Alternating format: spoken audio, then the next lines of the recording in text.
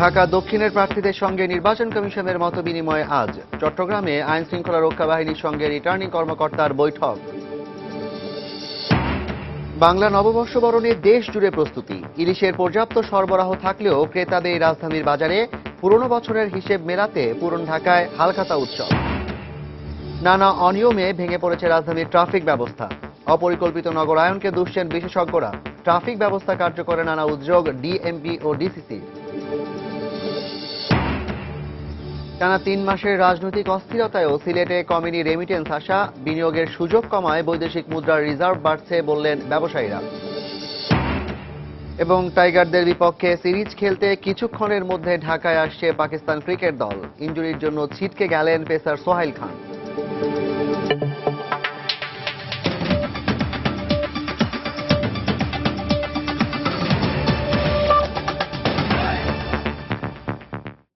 সময় সংবাদের সঙ্গে আছি আমি জাফর সাদিক। শুরুতেই সিটি কর্পোরেশন নির্বাচনের খবর।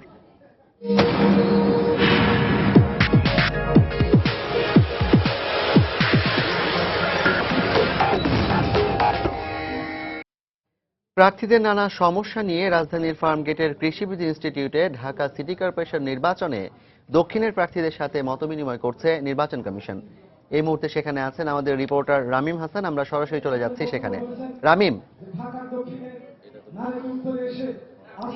জাফর, গতকালকে আপনি জানেন যে ঢাকা উত্তর সিটি কর্পোরেশনের যারা প্রার্থী ছিলেন তাদের সঙ্গে নির্বাচন কমিশনের পক্ষ থেকে ঠিক এই জায়গাটিতেই আমরা দেখেছিলাম যে মতবিনিময় সভার আয়োজন করা হয় তার আগের দিন চট্টগ্রামে, এবং তারই ধারাবাহিকতায় আজকে এই রাজধানীর কৃষিবিদ ইনস্টিটিউটে ঢাকা দক্ষিণের যারা প্রার্থীরা রয়েছেন ওয়ার্ড কাউন্সিলর থেকে শুরু করে মেয়র প্রার্থী এবং সংরক্ষিত আসনে তাদের সঙ্গে নির্বাচন কমিশন এই মতবিনিময় সভার আয়োজন করেছে। এবং কিছুক্ষণ আগে নির্বাচন কমিশনাররা কথা বলে গেছেন এবং পুলিশের পক্ষ থেকে পুলিশের ডিএমপি কমিশনার তিনি কথা বলেছেন এবং তিনি যে বিষয়টি আমাদেরকে জানিয়েছেন যে গতকালকে প্রধান নির্বাচন কমিশনার যেমনটি বলেছিলেন যে কোনো কারণ ছাড়া যেন কাউকে হয়রানি করা না হয় সে বিষয়ে পুলিশের পক্ষ থেকে বলা হচ্ছে যে তারা এই ধরনের কোনো বিষয় ঘটাচ্ছেন না। শুধুমাত্র যাদের বিরুদ্ধে স্পষ্ট কোনো তথ্য পাচ্ছেন বা যাদের বিরুদ্ধে ফৌজদারি অপরাধের মতন কোনো ঘটনা বা এ ধরনের মামলা রয়েছে তাদের বিরুদ্ধে তারা মূলত ব্যবস্থা নিচ্ছেন, এবং যারা সাজাপ্রাপ্ত আসামি যাদের বিরুদ্ধে অ্যারেস্ট ওয়ারেন্ট রয়েছেন তাদের বিরুদ্ধে ব্যবস্থাগুলো নেওয়া হচ্ছে। এবং প্রার্থীদের পক্ষ থেকে এখন পর্যন্ত যারা কথা বলেছেন তাদের মধ্যে থেকে বেশ কয়েকজন অভিযোগ করেছেন যে তাদের যে জীবনের নিরাপত্তা সেটা নিয়ে তারা শঙ্কার মধ্যে আছেন। সেই বিষয়টিও যাতে পুলিশ কমিশনার এখানে উপস্থিত রয়েছেন এবং নির্বাচন কমিশনার যাতে বিষয়গুলো লক্ষ্য রাখেন সেই বিষয়গুলো নিয়েও কিন্তু কথা হচ্ছে। তো আমরা গতকালকে যে বিষয়টি দেখেছিলাম যে এখানে প্রার্থী এবং নির্বাচন কমিশনারদের মধ্যে যেই ইন্টারাকশনটা সেটার মাধ্যমে কিন্তু বেশ কিছু সমস্যা বের হয়ে আসছে এবং সেগুলো যাতে সমাধান হয় সেই সব সমাধানের বিষয়ে কিন্তু আমরা কথা বলতে দেখছি। এবং এই মুহূর্তে মেয়র প্রার্থী যারা রয়েছেন তারা কথা বলছেন এবং এখানে আওয়ামী লীগ সমর্থিত মেয়র প্রার্থী সাইদ খোকন এবং বিএনপি সমর্থিত মেয়র প্রার্থী মির্জা আব্বাসের পক্ষে একজন প্রতিনিধি রয়েছেন। এছাড়া জাতীয় পার্টি সমর্থিত যে মেয়র প্রার্থী তিনিও এসেছেন। পাশাপাশি অন্যান্য যারা স্বতন্ত্র হিসেবে যারা মেয়র প্রার্থীতে এই নির্বাচনে লড়তে যাচ্ছেন তারাও কিন্তু এই জায়গাটিতে রয়েছেন। এবং আরেকটি বিষয় জানিয়ে রাখি, এখন কিন্তু যেই নির্বাচনী প্রচারণা সেই নির্বাচনী প্রচারণার একদম তুঙ্গে রয়েছে এই মুহূর্তটি। প্রত্যেকটি প্রার্থী কিন্তু ব্যস্ত তাদের প্রচারণায়। এই প্রচারণার সময় যাতে কোনো ধরনের আইন শৃঙ্খলা পরিস্থিতি যাতে কোনো রকম বিঘ্নিত না হয় এবং পাশাপাশি যাতে কোনো রকম ভাবে আচরণবিধি লঙ্ঘন না হয় সেসব বিষয়ে কিন্তু বারবার সতর্ক করা হচ্ছে রিটার্নিং কর্মকর্তা এবং নির্বাচন কমিশনের পক্ষ থেকে। সেসব বিষয় নিয়ে আলোচনা করার জন্যই মূলত আজকে এই মতবিনিময় সভা অনুষ্ঠিত হয়েছে। এবং এখানে রিটার্নিং কর্মকর্তা কিছুক্ষণ আগে যে বিষয়টি বলে গেলেন মির সরওয়ার মোর্শেদ, যে শুরুর দিকে যখন এই নির্বাচনী প্রচারণাগুলো শুরু হয়েছিল তখন কিন্তু আচরণবিধি লঙ্ঘনের বেশ কিছু নমুনা তারা দেখেছিলেন, সেটি কিন্তু ধীরে ধীরে কমে আসছে এবং সেখানে তারা যে বিষয়টি এখন পর্যন্ত আইডেন্টিফাই করতে পেরেছেন যে অনেকেই না জেনে আচরণবিধি লঙ্ঘন করেছেন, অর্থাৎ আচরণবিধি না জানার কারণে বেশ কিছু সমস্যা হয়েছে যেগুলো এই মুহূর্তে এসে অনেকটাই সমাধান হয়ে গেছে। এবং পুলিশের পক্ষ থেকেও কিন্তু তেমনটি বলা হচ্ছে। তবে পুলিশের পক্ষ থেকে আরেকটি বিষয় যেটি বলা হচ্ছে, শুধুমাত্র প্রার্থীদের নিরাপত্তা নয়, এখানে ভোটারদের নিরাপত্তা যাতে কোনো রকম বিঘ্নিত না হয় সে কারণে তারা পর্যাপ্ত ব্যবস্থা নিচ্ছেন। পাশাপাশি ভোটের দিনে এবং ভোটের বেশ কিছুদিন আগে থেকেই যাতে আইন শৃঙ্খলা পরিস্থিতি আরো ভালোভাবে মনিটর করা হয় সে কারণে সাদা পোশাকের পুলিশ অর্থাৎ গোয়েন্দা বিভাগের যারা পুলিশ সদস্যরা রয়েছেন তাদেরকে তৎপর রাখা হয়েছে যে কোনো ধরনের নাশকতা ঠেকাতে আইন শৃঙ্খলা বাহিনী প্রস্তুত রয়েছে। এবং নির্বাচন কমিশনের পক্ষ থেকে যে প্রতিশ্রুতিটি দেওয়া হয়েছে যে যাতে এখানে লেভেল প্লেইং ফিল্ড বজায় থাকে সেই কারণে তারা যথাসাধ্য চেষ্টা করে যাবেন। এবং এখানে তাদের নিয়ন্ত্রণে এখন যেমন পুলিশ সদস্যরা তাদের নিয়ন্ত্রণে কাজ করছেন পাশাপাশি বিভিন্ন ভ্রাম্যমাণ আদালতগুলো কাজ করছে। তো তারা আশা করছেন একটি সুষ্ঠু নির্বাচন অনুষ্ঠিত হবে। তো মোটামুটি এখন পর্যন্ত জাফর এখানে এই ছিল সর্বশেষ অবস্থা। আমি আপনাকে ধন্যবাদ। দর্শক, রাজধানী ফার্মগেটের কৃষিবিদ ইনস্টিটিউশনে ঢাকা সিটি কর্পোরেশন নির্বাচনের দক্ষিণের প্রার্থীদের নিয়ে মতবিনিময় সভা করছে নির্বাচন কমিশন। সেখানকার সবশেষ খবর জানাচ্ছেন আমাদের reporter Ramim Hasan. Chattogram city corporation নির্বাচনকে সামনে রেখে আইন শৃঙ্খলা রক্ষা বাহিনীর সঙ্গে জরুরি বৈঠকে বসেছেন রিটার্নিং কর্মকর্তা। সকাল 11টায় নগরীর লাভলেন এলাকার চট্টগ্রাম আঞ্চলিক নির্বাচন কার্যালয়ে এই বৈঠক শুরু হয়। বৈঠকে পুলিশ, র্যাব, বিজিবি ও সেনাবাহিনীর ঊর্ধ্বতন কর্মকর্তারা উপস্থিত আছেন। গত শনিবার বিকেলে বায়েজিদ এলাকায় বিএনপি সমর্থিত মেয়র প্রার্থী নির্বাচনী কার্যালয়ে ভাঙচুর এবং রোববার পাহাড়তলীয় ওয়ার্ডের এক কাউন্সিলর প্রার্থীর সমর্থকের মারধরের প্রেক্ষিতে উদ্ভূত পরিস্থিতিতে এ জরুরি বৈঠক ডাকা হয়েছে। এদিকে আজও রাজধানীর বিভিন্ন এলাকা ঘুরে ঘুরে নির্বাচনী প্রচারণা চালাচ্ছেন ঢাকা সিটি কর্পোরেশন নির্বাচনের ঢাকা উত্তরের মেয়র ও কাউন্সিলর প্রার্থীরা। সকাল থেকেই ঢাকা উত্তর সিটি কর্পোরেশনের বিভিন্ন এলাকায় পোস্টার ও মাইক ব্যবহার করে কর্মী সমর্থকরা ব্যাপক উৎসাহ উদ্দীপনার মধ্য দিয়ে প্রচারণা চালাচ্ছেন। সকালে ঢাকা উত্তর সিটি কর্পোরেশনে আওয়ামী লীগ সমর্থিত মেয়র প্রার্থী আনিসুল হক রাজধানীর মোহাম্মদপুরে একটি কমিউনিটি সেন্টারে এক পথসভার মাধ্যমে গণসংযোগ শুরু করেন। পথসভায় আনিসুল হক ঢাকাবাসীকে বাংলা নববর্ষের শুভেচ্ছা জানান। এছাড়াও মোহাম্মদপুরের বিভিন্ন এলাকায় গণসংযোগ করেন আনিসুল হক।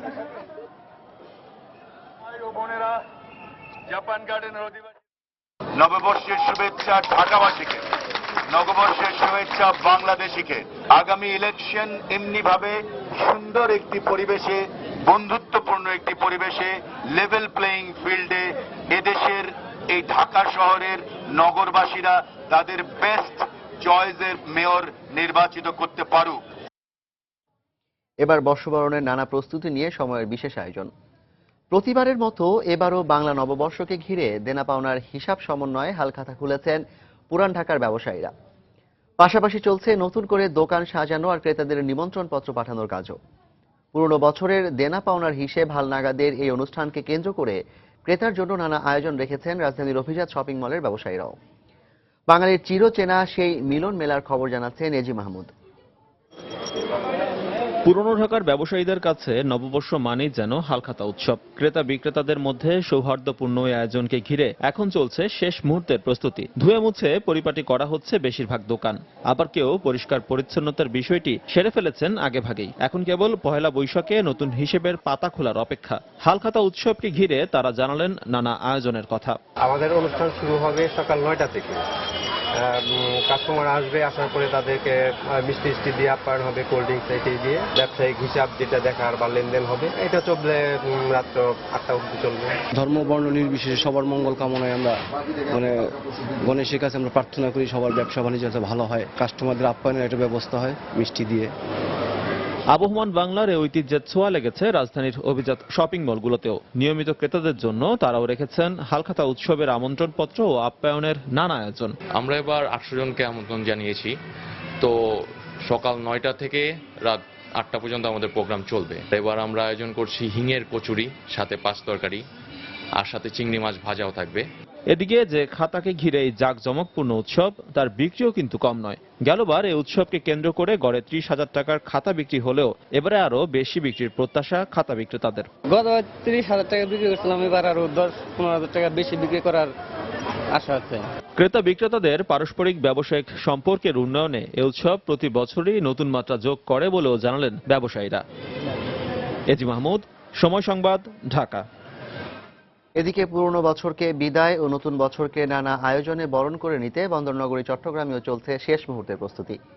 পহেলা বৈশাখ উদযাপনে বিভিন্ন সামাজিক ও সাংস্কৃতিক সংগঠন মেলা, গ্রামীণ খেলাধুলা, সাংস্কৃতিক অনুষ্ঠান সহ দুদিন ব্যাপী অনুষ্ঠানমালার আয়োজন করেছে।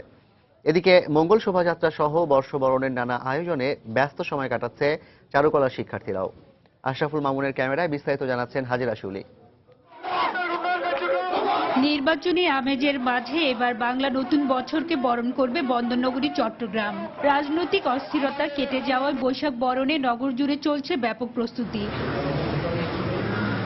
বরাবরের মতো ডিসি হিলের শ্যামল ছায়ায় সম্মিলিত পহেলা বৈশাখ উদযাপন পরিষদের উদ্যোগে অনুষ্ঠিত হবে বর্ষ বিদায় ও বরণের সবচেয়ে বড় আয়োজন। ইতিমধ্যে সব প্রস্তুতি শেষ করেছেন আয়োজকরা।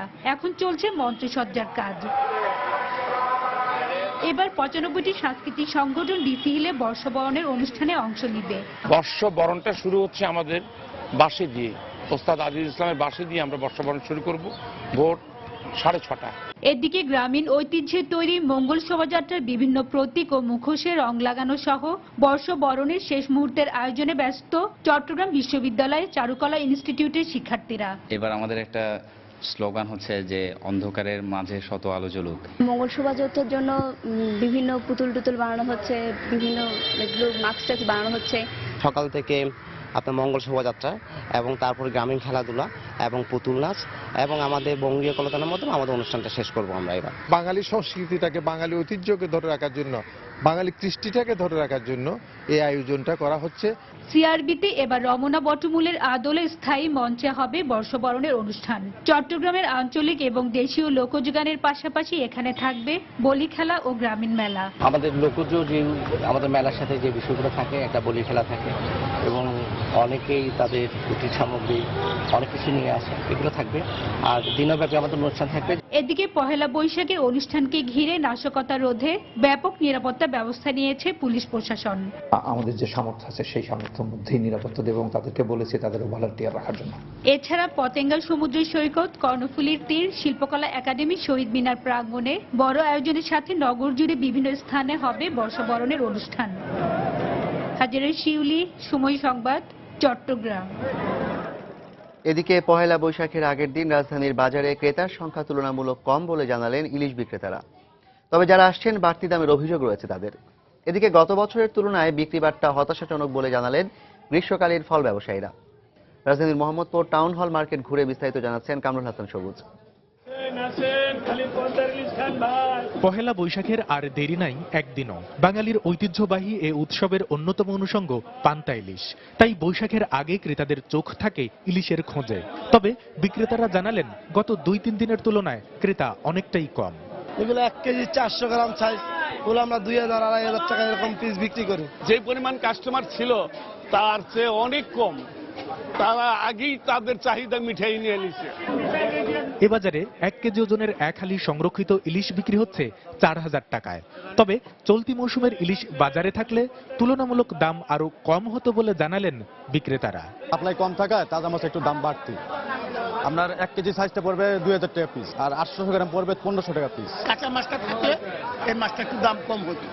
আর সংরক্ষণ করা ইলিশ ও এর দাম বেশির অভিযোগ ক্রেতাদের। ইলিশ কিনলাম ছোট ইলিশ দুইটা, দামও বেশি। বৈশাখ উপলক্ষে কোলেস্ট্রলের যে ইলিশগুলো আছে এগুলো ওরা জমায় রেখে এরা বাজারজাতকরণ করছে এবং দাম অত্যাধিক চাচ্ছে। এদিকে বৈশাখের আগে গ্রীষ্মকালীন রসালো ফল তরমুজ, আমবাঙ্গির বিক্রি বাট্টা বেশি হলেও এবার অনেকটাই ক্রেতা শূন্য সময় পার করছেন এসব ফলমূলের বিক্রেতারা। পয়লা বৈশাখ হিসাবে আমরা গেছে বছর যে তরমুজ যে কোনো ফল পাকড়া বিক্রি হয়েছে, কাস্টমার হয়েছে বাজারে। এই বছর তেমন কাস্টমার বেচাকিনি ভালো না আমাদের। তবে সারাদিনের বিক্রিতে তাদের হতাশা অনেকটাই কাটবে এমন প্রত্যাশার কথাও জানালেন বিক্রেতারা। কামরুল হাসান সবুজ, সময় সংবাদ, ঢাকা। পহেলা বৈশাখে মৃৎশিল্প নিয়ে আরো রিপোর্ট থাকছে সংবাদের পরের অংশে। প্রধানমন্ত্রী শেখ হাসিনার সভাপতিত্বে সচিবালয়ে মন্ত্রিসভার নিয়মিত বৈঠক শেষ হয়েছে। সকাল 10টায় বৈঠক শুরু হয়। এতে বাণিজ্যমন্ত্রী তোফায়েল আহমেদ, শিল্পমন্ত্রী আমির হোসেন আমু, স্বাস্থ্যমন্ত্রী মোহাম্মদ নাসিম সহ মন্ত্রিসভার বেশিরভাগ সদস্য যোগ দেন। আজকের বৈঠকে বেশ কিছু গুরুত্বপূর্ণ সিদ্ধান্ত হয়েছে বলে সংশ্লিষ্ট সূত্রে জানা গেছে। সময় সংবাদে আরো থাকছে। এবার মার্কিন প্রেসিডেন্ট নির্বাচনে লড়বেন হিলারি ক্লিন্টন। মনোনয়ন পেতে আইওয়া ও নিউ হ্যাম্পশায়ার থেকে প্রচারণায় নামার ঘোষণা। অকার্যকর হয়ে পড়েছে রাজধানীর ট্রাফিক ব্যবস্থা। যত্রতত্র গাড়ি পার্কিং, যেখানে সেখানে যাত্রী ওঠানামা, প্রধান সড়কগুলোতে রিকশা ভ্যানের আধিক্য, সিগন্যাল অমান্য করে গাড়ি চালানো এখন রাজধানীর নিত্যদিনের চিত্র। শুধু সাধারণ জনগণ নয়, ট্রাফিক পুলিশও মানছেন না কোনো নিয়ম। ট্রাফিক বিভাগ বলছে মেট্রো রেল ও আন্ডারপাসের মতো প্রকল্পগুলো বাস্তবায়িত হলেই কেবল এ সমস্যার দৃশ্যমান সমাধান সম্ভব। তবে এ অবস্থার জন্য অপরিকল্পিত নগরায়নকে দুষলেন বিশেষজ্ঞরা। ফখরুল শাহিদের রিপোর্ট। জ্বলছে না সিগন্যাল বাতি, দেখা নেই ট্রাফিক পুলিশের। চালকরা যে যার মতো চালিয়ে যাচ্ছেন যানবাহন। শুধু বেইলি রোড নয়, রাজধানীর প্রায় প্রতিটি ছোট রাস্তার মোড়েই চোখে পড়ে খেয়াল খুশি মতো গাড়ি চালানোর দৃশ্য। তার উপর রাজধানীর প্রধান সড়কগুলোতে রিকশা চলাচলে নিষেধাজ্ঞা থাকা সত্ত্বেও তা মানছে না কেউ। উন্নত দেশের সঙ্গে তাল মিলিয়ে 25 কোটি টাকা ব্যয়ে রাস্তার মোড়ে সিগন্যাল বাতির সঙ্গে টাইমার কাউন্টডাউন আর সোলার প্যানেল বসিয়ে ট্রাফিক ব্যবস্থাপনায় আধুনিকতার ছাপ দেওয়ার চেষ্টা হয়েছে।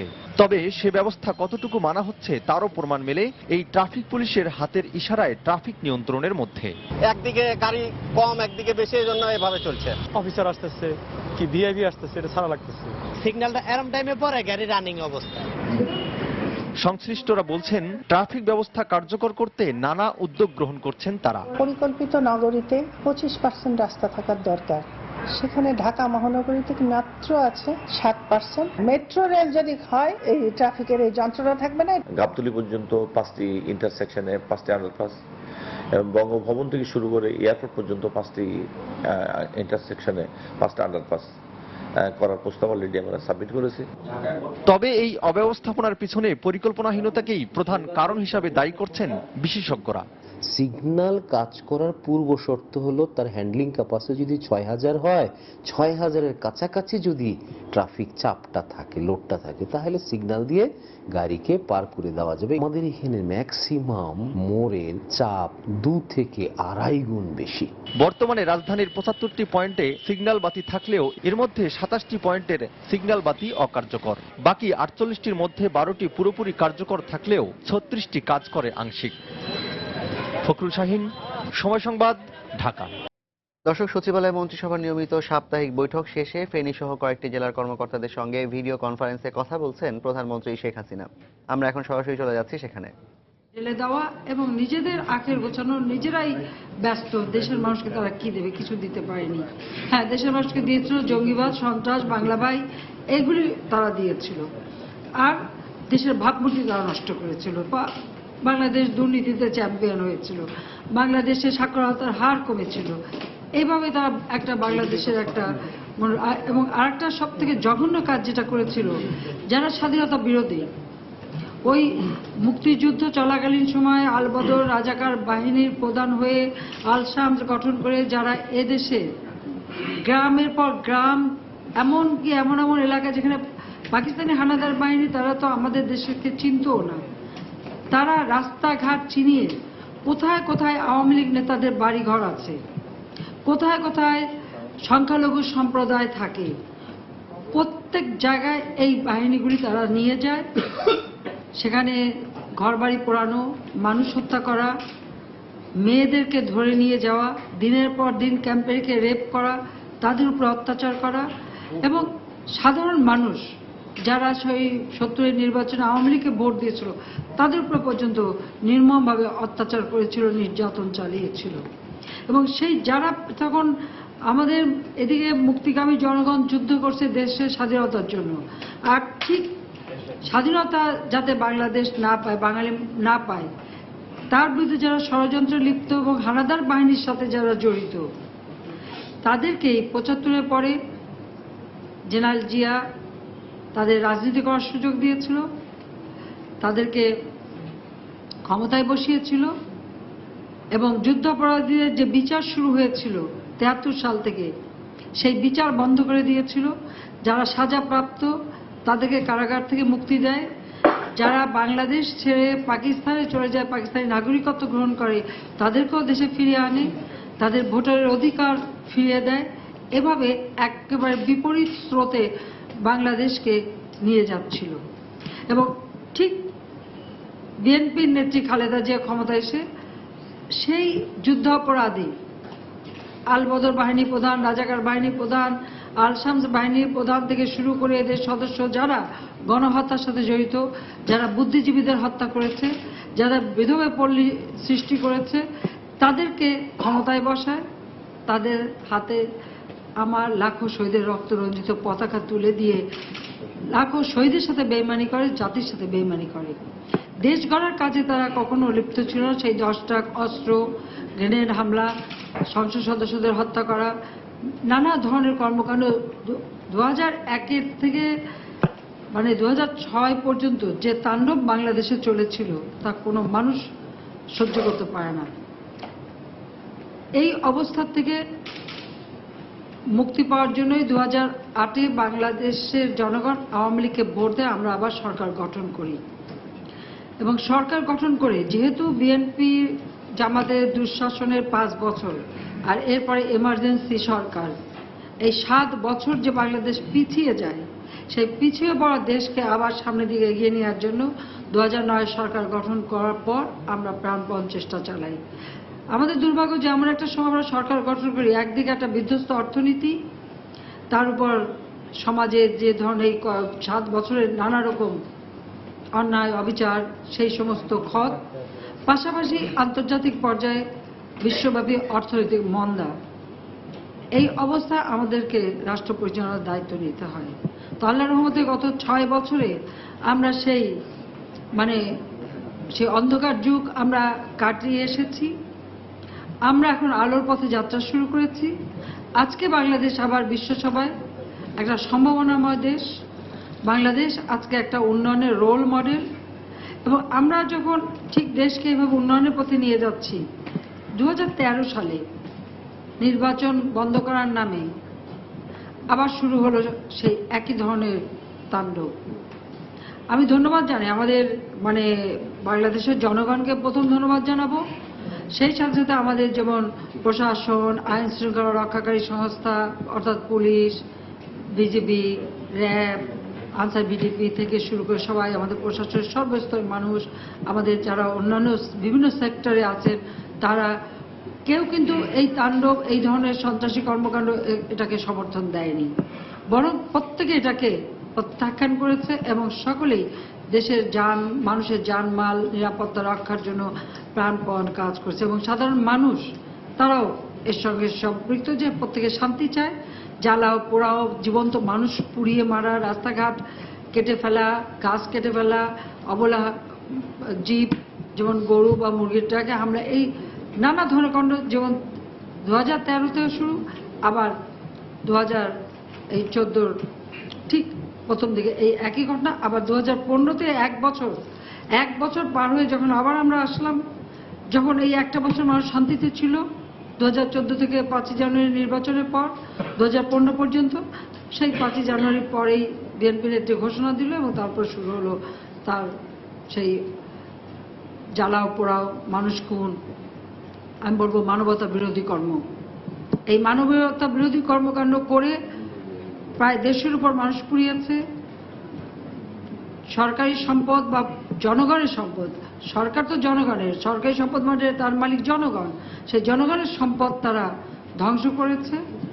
এবং এই যে এতগুলি মানুষকে পোড়ালো, তা কি পেল, কি অর্জনটা কি করলো, সেখানে আমার প্রশ্ন।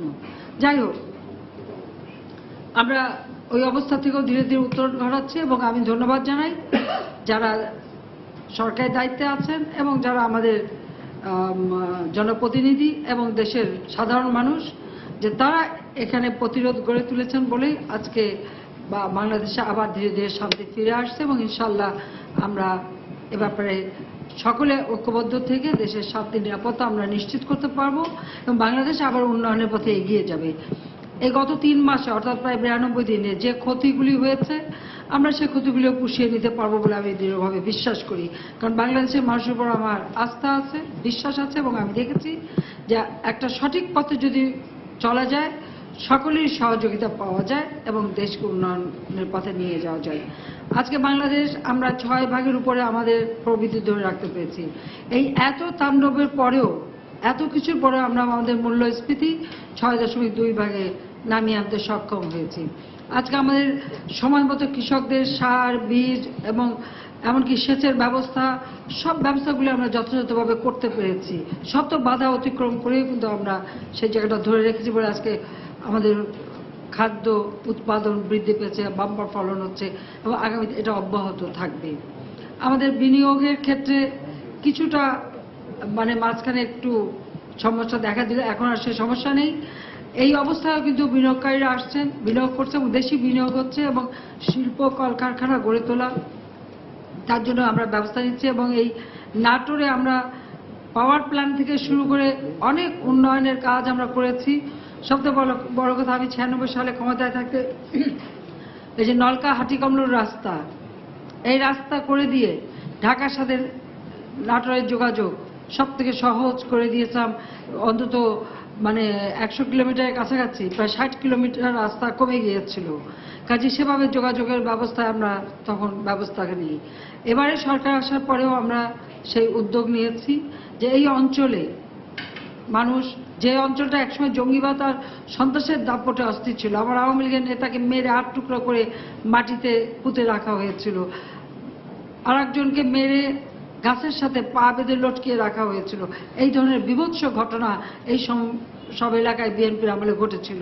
এখানে মানে সন্ত্রাসী কর্মকাণ্ড যে ব্যাপকভাবে মানে রাস্তাঘাটে প্রকাশ্যে মানুষ মেরে ফেলা হতো, কিন্তু সরকারের তরফ থেকে, তখনকার সরকার বিএনপি সরকারের তরফ থেকে কিছু তো করাই হতো না, বরং বিএনপির একজন উপমন্ত্রী, মন্ত্রী, সংসদ সদস্য তারাই এই সমস্ত সন্ত্রাসী কাজে লিপ্ত ছিল। যা আওয়ামী লীগ আসার পর আবার নাটোরের মানুষ শান্তি ফিরে পেয়েছে এবং নাটোর, ফেনী সব দুটো জায়গায় একই অবস্থা ছিল। আমরা চাই একটা শান্তিপূর্ণ পরিবেশ বজায় থাকুক। আজকে বিএনপির নেত্রী খালেদা জিয়া তিনি 92 দিন তার পার্টি অফিসে বসেছিলেন, কেন? আওয়ামী লীগ সরকারকে উৎখাত করে ঘরে ফিরবেন। তো যা হোক, অনেক আঘাত, অনেক কিছু মাঝখান থেকে কষ্ট দিয়েছে তিনি সাধারণ মানুষকে, অন্তঃসত্ত্বা, মহিলা, ছোট্ট শিশু, বাবা, কন্যা, বাবার সামনে ছেলে, এদেরকে আগুন দিয়ে পুড়িয়ে হত্যা করা, বাসের ড্রাইভার, ট্রাকের ড্রাইভার, হেল্পার, তাদেরকে হত্যা করা, এই ধরনের কর্মকাণ্ড, যে জঘন্য কর্মকাণ্ড করেছেন উনি।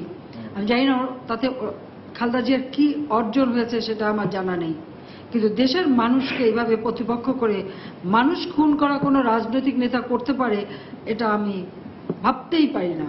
কারণ আমাদের রাজনীতি যদি জনগণের স্বার্থে হয়, জনগণের কল্যাণে হয়, তো জনগণকে হত্যা করা কেন? এবং তার কি অর্জন তার?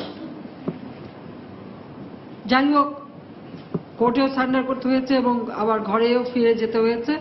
আওয়ামী লীগ বহাল তবিয়তেই এখনো আছে এবং দেশের উন্নয়নের কাজের জন্য যে সমস্ত পরিকল্পনা আমরা নিয়েছি সেগুলো আমরা বাস্তবায়ন করতে পারবো।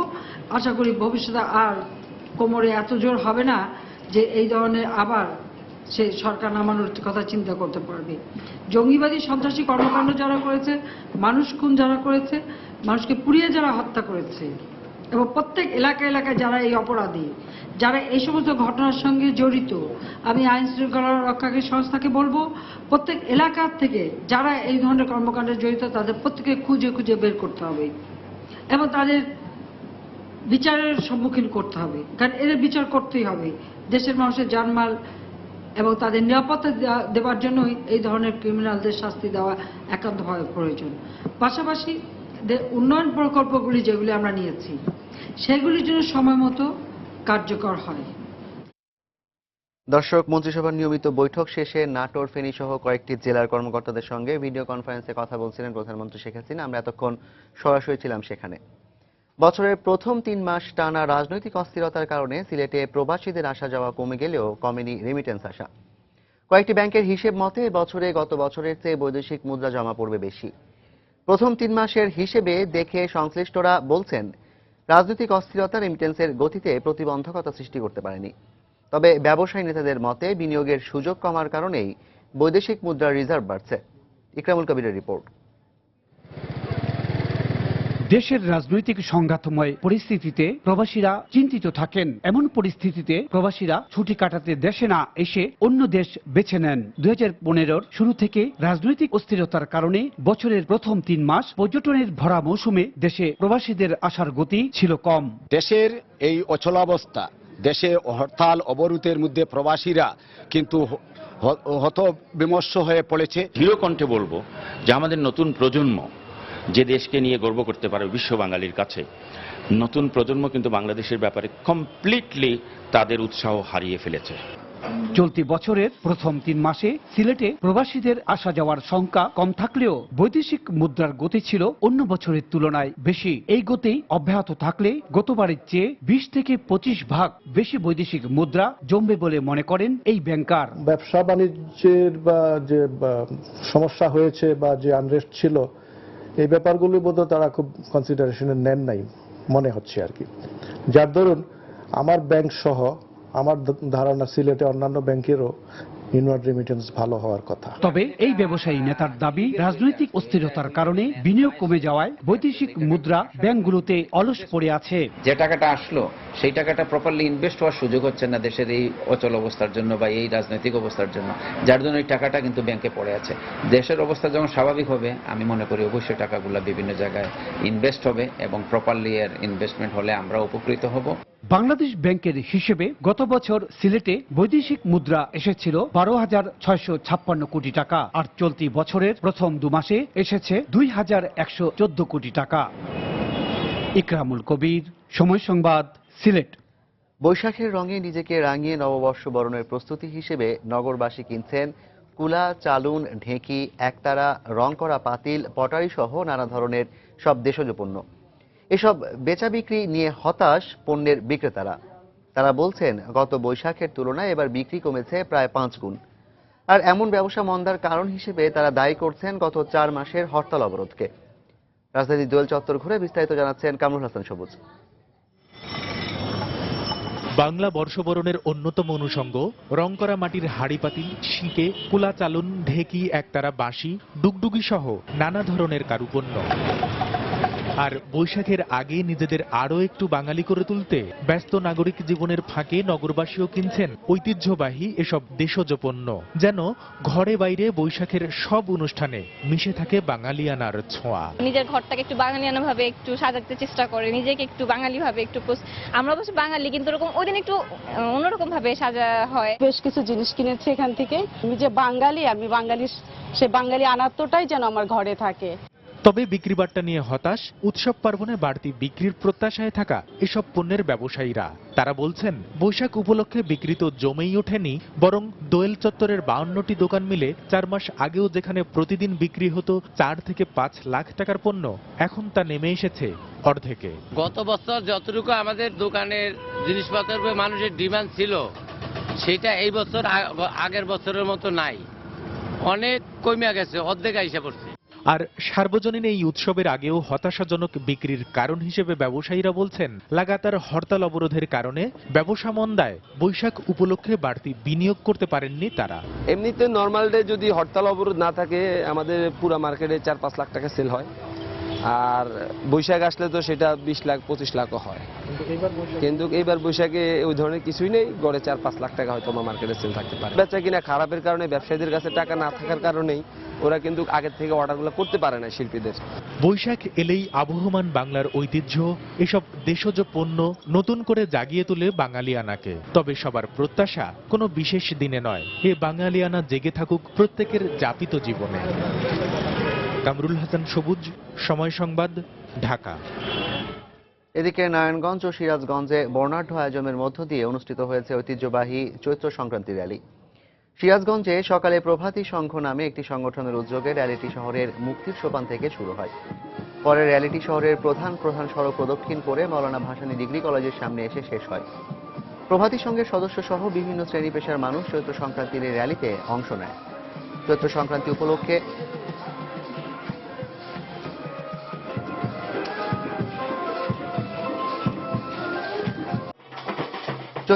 উপলক্ষে নারায়ণগঞ্জের লক্ষ্মীনারায়ণ আখড়ায় সকাল 8টা থেকে 10টা পর্যন্ত বিপুল সংখ্যক ভক্ত শিব গৌরী পূজায় অংশ নেয়। সনাতন ধর্মাবলম্বীদের বিশ্বাস পূজার পরে চৈত্রের কাঁচা আম খেলে মঙ্গল হয় পরিবারের সকলের।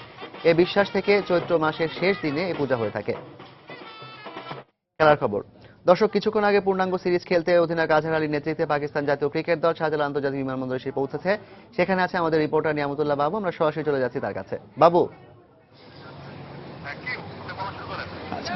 জি জাফর সাদিক,